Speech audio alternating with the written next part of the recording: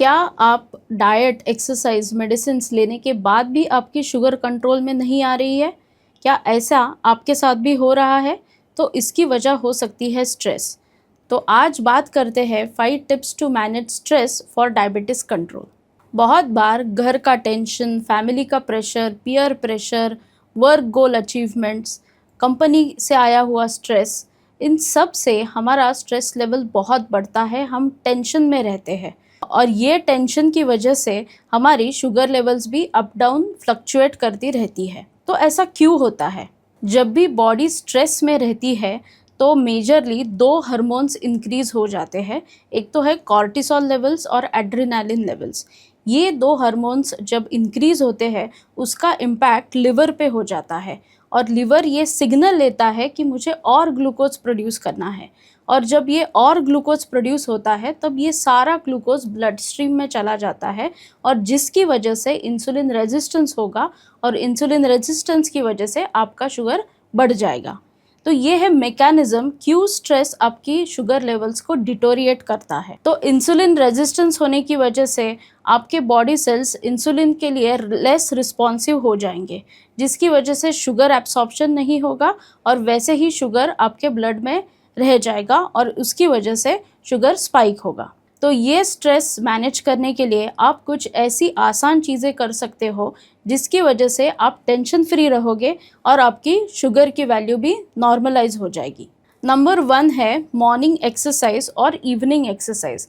आप दिन में एक्सरसाइज कभी भी कर सकते हो, मॉर्निंग में करो या फिर इवनिंग में, लेकिन कुछ फिजिकल एक्टिविटी होना बहुत ज़रूरी है।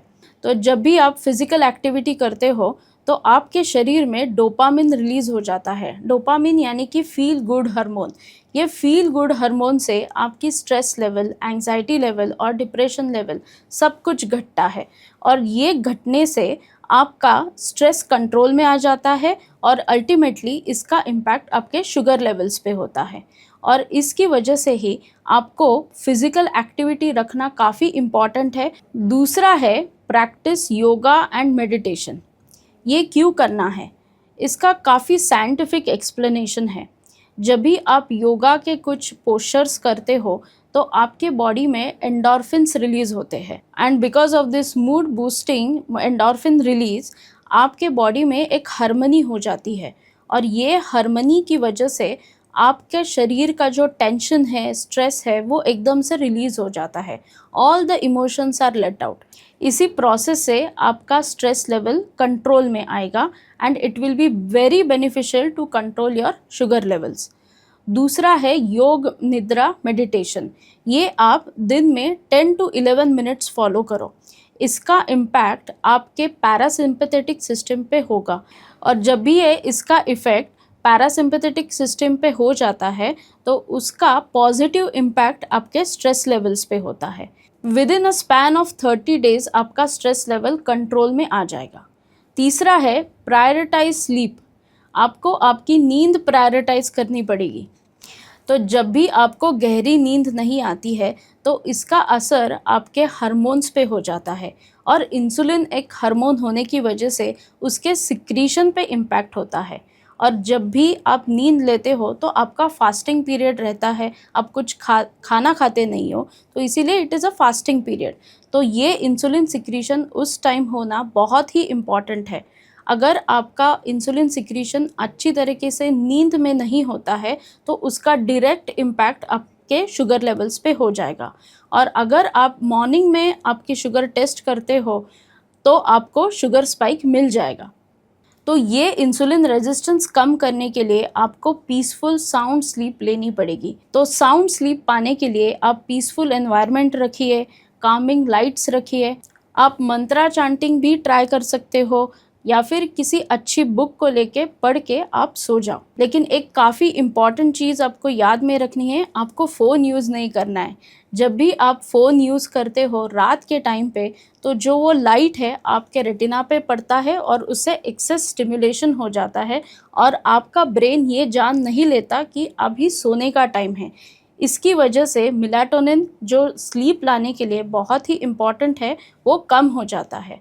तो आपको ये ध्यान रखना है, अगर आपको साउंड स्लीप चाहिए तो please avoid phones.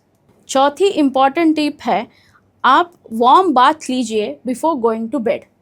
Warm bath से आपके सारे टेंशन्स रिलीज़ हो जाएंगे, मसल में जो स्टिफनेस रहता है वो कम हो जाएगा और आपको एक रिलैक्स्ड फीलिंग आ जाएगी, जिसकी वजह से automatically you will feel the feeling of sleep, जिसकी वजह से आपको सोने की इच्छा होगी। नंबर 5, आप लोगों से मिले जुले, यानी कि आप सोशलाइज हो जाए। किसी फ्रेंड के साथ या फिर फैमिली मेम्बर्स के साथ आप बात कीजिए। Sharing of thoughts makes stress levels come down, यानी कि आप जब भी पर्सन से बात करते हो, आप अपनी थॉट शेयर करते हो, तो आपका ऑटोमेटिकली टेंशन लेवल्स कम हो जाता है। ये शेयरिंग प्रोसेस की वजह से आपके स्ट्रेस लेवल्स कम हो जाते हैं।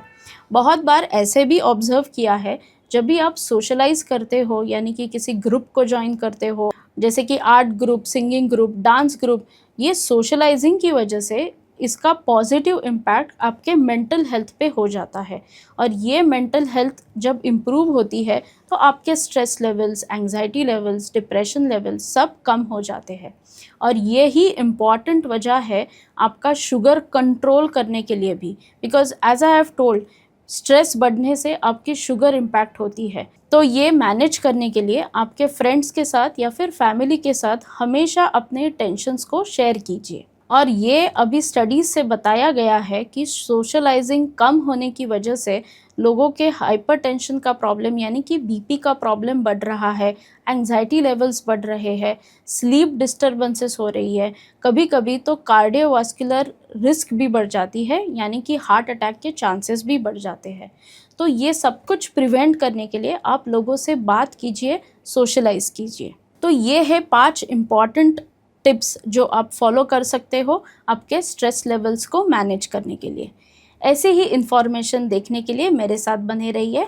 धन्यवाद।